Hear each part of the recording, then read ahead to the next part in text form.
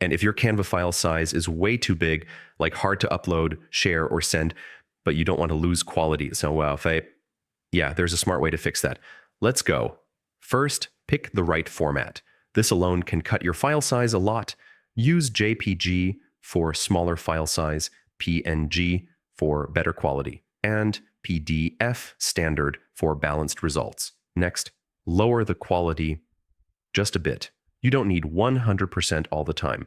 Even 80 to 90% can look the same, but reduce size a lot. Another big one, reduce your design dimensions. If you don't need ultra-high resolution, scale it down before exporting. If your design has photos, they're probably the main reason your file is huge. Replace large images with optimized versions or resize them before adding. Also, clean up your design. Unused layers, hidden graphics, or extra pages can increase file size. If it's still too big, split your project. Export in parts instead of one massive file. Last trick, compress the file after downloading. Use trusted tools to reduce size without noticeable quality loss.